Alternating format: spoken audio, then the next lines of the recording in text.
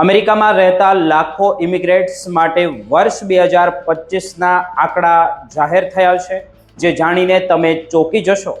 શું ખરેખર વહીવટી તંત્ર લાખો લોકોને ડિપોર્ટ કરવાની ક્ષમતા ધરાવે છે, કે પછી આ માત્ર આંકડાઓની માયાજાળ ગણી શકાય?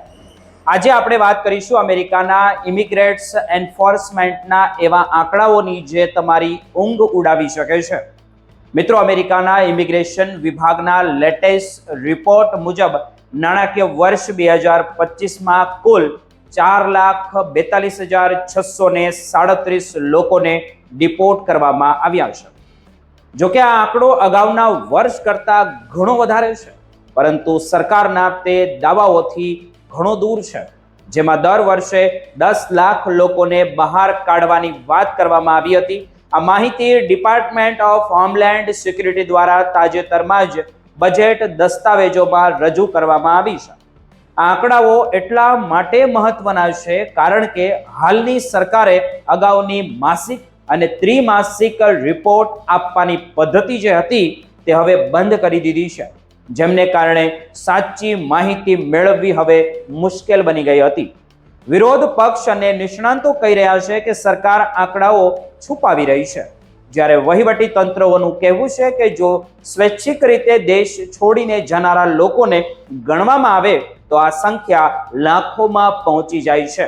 જાન્યુઆરી 2026ના આંકડા મુજબ અમેરિકાના ડિટેન્શન સેન્ટરમાં કેદીઓની સંખ્યા રેકોર્ડ બ્રેક 73,000ને વટાવી ગઈ હતી, જે અત્યાર સુધીનો સૌથી મોટો આંકડો છે.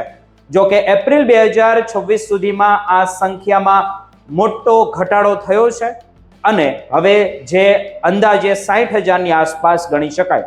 આંકડાઓ દર્શાવે છે કે ઇમિગ્રેશન કોર્ટમાં લાખો કેસ પેન્ડિંગ હોવા છતાં સરકાર કડક વલણ અપનાવી રહી છે. ખાસ કરીને એવા લોકો પર વધારે ધ્યાન આપવામાં આવી રહ્યું છે જેમના નામે કોઈ ગુનાહિત રેકોર્ડ હોય. નાણાકીય વર્ષ 2025 ગયું તે અનુસાર ગુનેગારોને ડિપોર્ટ કરવાની સંખ્યામાં બમણો વધારો થયો હતો, જે એક રીતે સુરક્ષા માટે સારું છે, પરંતુ સામાન્ય ઇમિગ્રેન્ટ્સમાં તેનાથી ડરનો મોટો માહોલ પેદા થયો છે. ઘણા ઇન્ડસ્ટ્રીઝ જેવા કે ખેતીવાડી, બાંધકામ અને હોસ્પિટાલિટી ક્ષેત્રના માલિકો ચિંતામાં છે, કારણ કે આટલી મોટી સંખ્યામાં મજૂરોને બહાર કાઢવાની જે કામગારોની જે કંઈ પણ અછત સર્જાશે તેમના કારણે અમેરિકામાં મોંઘવારી વધી શકે છે. વર્ષ 2026 માટે સરકારના લક્ષ્યાંક 10 લાખ લોકોને ડિપોર્ટ કરવાનો છે, જેમના માટે મોટા પ્રમાણમાં ફંડિંગ અને નવી જેલો બનાવવાની તૈયારીઓ પણ ચાલી રહી છે. અમેરિકામાં રહેતા ભારતીયો માટે પણ આ સમાચાર ખૂબ જ મહત્વના એટલા માટે છે કારણ કે અનેક લોકો એવા છે જેમના વિઝા સ્ટેટસને લઈને પ્રશ્નો છે. આ આંકડાઓ માત્ર સંખ્યા નથી, પણ હજારો પરિવારોની જિંદગી સાથે જોડાયેલી છે. હવે મિત્રો, નિષ્ણાંતોનું એવું માનવું છે કે માત્ર કડક નિયમોથી ઇમિગ્રેશન સંખ્યાનો ઉકેલ નહીં આવે, પણ તેના માટે વ્યવસ્થિત કાયદાકીય માળખું હોવું ખૂબ જરૂરી છે.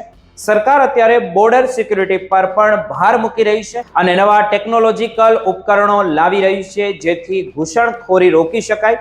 પરંતુ બીજી તરફ માનવ અધિકારી સંગઠનો આ કડક કાર્યવાહીનો વિરોધ કરી રહ્યા છે અને કહી રહ્યા છે કે માનવીય અભિગમ રાખવો પણ તેટલો જ જરૂરી છે.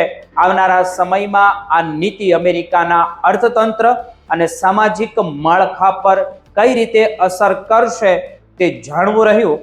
અત્યારે તો એટલું જ નક્કી છે કે ઇમિગ્રેશન એન્ફોર્સમેન્ટ અત્યારે કુલ જોઈએ તો ફૂલ સ્પીડ ઉપર ચાલી રહ્યું છે અને કોઈને પણ રાહત મળવાની શક્યતાઓ નથી દેખાઈ રહી.